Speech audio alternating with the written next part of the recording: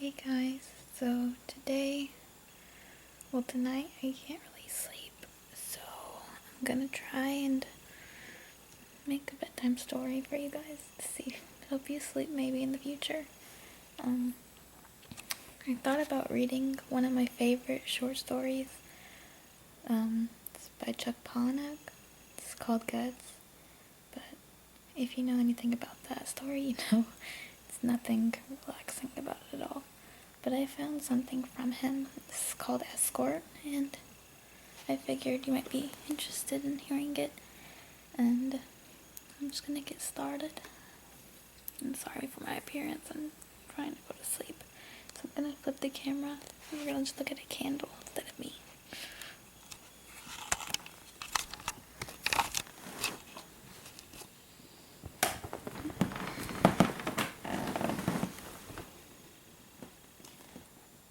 This is Escort by Palahniuk.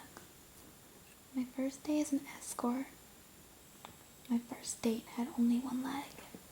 He'd gone to a gay bathhouse to get warm, he told me. Maybe for sex. And he'd fallen asleep in the steam room, too close to the heating element. He'd been unconscious for hours until someone found him, until the meat of his left thigh was completely and thoroughly cooked. He couldn't walk, but his mother was coming from Wisconsin to see him, and the hospice needed someone to cart the two of them around to visit the local tourist sites, go shopping downtown, see the beach, Multnomah Falls. This was all you could do as a volunteer if you weren't a nurse or a cook or a doctor. You were an escort, and this was the place where young people with no insurance went to die. The hospice name, I don't even remember.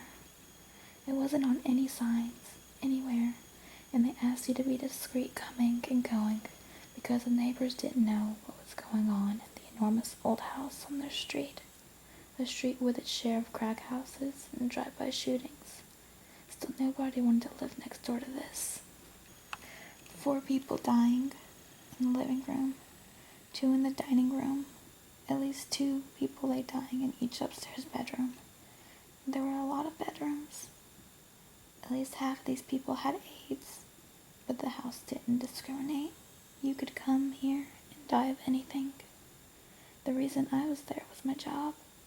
This meant laying on my back on a creeper with a 200-pound glass, a diesel truck driveline laying on my chest and running down between my legs as far as my feet. My job is I had to roll under drugs as they crept down an assembly line, and I installed these drivelines, 26 drivelines every 8 hours, working fast as each truck moved along, pulling me into the huge blazing hot paint ovens just a few feet down the line. My degree in journalism couldn't get me more than $5 an hour. The other guys in the shop had the same degree, and we joked how liberal arts degrees should include welding skills, so you'd at least pick up the extra $2 an hour our shop paid grunts who could weld. Someone invited me to their church, and I was desperate enough to go, and at the church they had potted ficus they called a giving tree, decorated with paper ornaments, each ornament printed with a good deed you could choose. My ornament said, "Take a hospice patient on a date." That was their word, date, and there was a phone number. It took the man with one leg, then him and his mother, all over the area, to scenic viewpoints, to museums. His wheelchair folded up the back of my 15-year-old Mercury Bobcat. His mother, smoking, silent.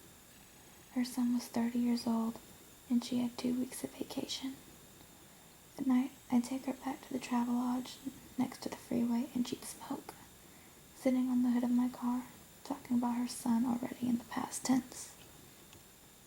He could play the piano, she said. In school, he earned a degree in music, but ended up demonstrating electric organs in shopping mall stores. These were conversations after we had no emotions left. I was 25 years old, and the next day I was back under drugs with maybe 3 or 4 hours of sleep. Only now my own problems didn't seem very bad. Just looking at my hands and feet, marveling at the weight I could lift, The way I could shout against the pneumatic roar of the shop.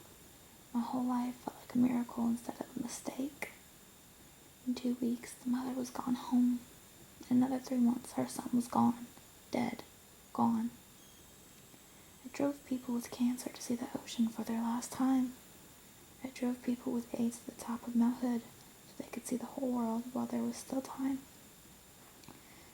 I sat beside while the nurse told me what to look for at the moment of death, the gasping and the unconscious struggle of someone drowning in their sleep as renal failure filled their lungs with water. The monitor would beep every 5 or 10 seconds as it injected morphine into the patient. The patient's eyes would roll back, bulging and entirely white. You held the cold hands for hours, until another escort came to the rescue, or until it didn't matter. The mother in Wisconsin sent me an Afghan she crocheted, purple and red. Another mother or grandmother I escorted sent me an Afghan in blue, green, and white. Another came in red, white, and black. Granny sneakers, granny squares, zigzag patterns. They piled up at one end of the couch until my housemates asked if we could store them in the attic. Just before he died, the woman's son, the man with one leg, just before he'd lost his consciousness, he begged me to go to his old apartment. There was a closet full of sex toys, magazines, dildos, leatherware. It was nothing he wanted his mother to find, so I promised to throw it all out. So I went there, to a little studio apartment, sealed and still after months empty. Like a crypt, I'd say, but that's not the right word. It sounds too dramatic, like cheesy organ music, but in fact just sad. The sex toys and anal whatnots were just sadder, orphaned. That's not the right word either, but it's the first word that comes to mind. The Afghans are still boxed and in my attic. Every Christmas a housemate will go look for ornaments and find the Afghans, red and black, green and purple, each one a dead person, a son or daughter, grandchild, and whoever finds them will ask if we can use them on our beds or give them to Goodwill, and every Christmas I'll say no. I can't say what scares me more, throwing away all these dead children or sleeping with them. Don't ask me why, I tell people. I refuse to even talk about it. That was all 10 years ago. I sold the Bobcat in 1989.